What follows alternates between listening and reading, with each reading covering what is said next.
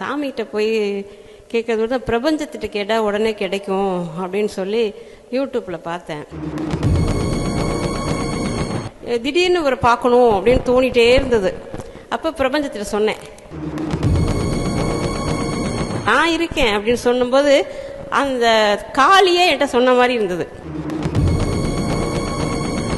என் பேர் சுசீலா, நான் இங்கே தீரநகரில் இருக்கிறேன். நான் சாமியெல்லாம் கும்பிடுவேன், ரொம்ப பக்தியாலாம் இருக்க மாட்டேன். திடீர்னு ஒரு நாள் கொஞ்சம் வீட்டிலலாம் பிரச்சனை இருந்தது. சாமிகிட்ட போய் கேட்கறத விட பிரபஞ்சத்திட்ட கேட்டால் உடனே கிடைக்கும் அப்படின்னு சொல்லி யூடியூப்பில் பார்த்தேன். அது மாதிரி 21 நாள் தான் செஞ்சேன்.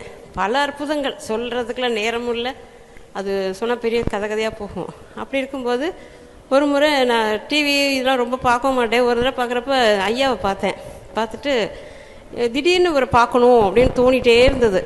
அப்போ பிரபஞ்சத்திட்ட சொன்னேன், எனக்கு போகணும், நான் போயிட்டேன், நான் பார்த்துட்டேன், ரொம்ப சந்தோஷம் சொல்லிகிட்டே இருந்தேன். ஆனால் இன்றைக்கி தான் நான் வர்ற மாதிரி இருந்தது. திடீர்னு ஒரு நாள் பார்த்தீங்கன்னா பௌர்ணமி பூஜை பண்ணுறாங்கன்னு சொல்லி வந்தது. உடனே கிளம்பிட்டேன். அன்னைக்கு தான் ஐயாவை பார்க்குறேன். என்னை பார்த்தோன்னே, வாங்க சுசீலாம்மா, எப்படி இருக்கும் நினச்சி பாருங்களேன். ஃபோனில் பேசுகிறோம், நம்ம பேர் தெரியும் சுசீலான்னு, நம்மளை எப்படி தெரியும்? ஒன்றுமே புரியல. எப்படி ஐயா என்ன தெரியும்னா, பிரபஞ்சத்திட்ட தான் நீங்கள் 10 நாளாக சொல்லிகிட்டே இருந்தீங்களே, அதுதான் என்கிட்ட சொன்னது அப்படின்னா எப்படி இருக்கும்? அந்த உணர்வு என்னால் இப்போ கூட சொல்ல முடியல. அப்போ சொன்னார், நான் ஒரு பிரச்சனையை சொன்னேன், நான் இருக்கேன் அப்படின்னு சொன்னும்போது அந்த காளியே என்கிட்ட சொன்ன மாதிரி இருந்தது.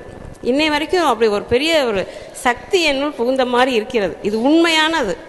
என்னோட கூட வந்தவங்களுக்குலாம் தெரியும். அவங்கள்ட்ட சொன்னேன், எப்படி இவருக்கு ஒரு இந்த பவர் என்னை எப்படி இங்கே கூட்டி வந்தது அப்படின்னு.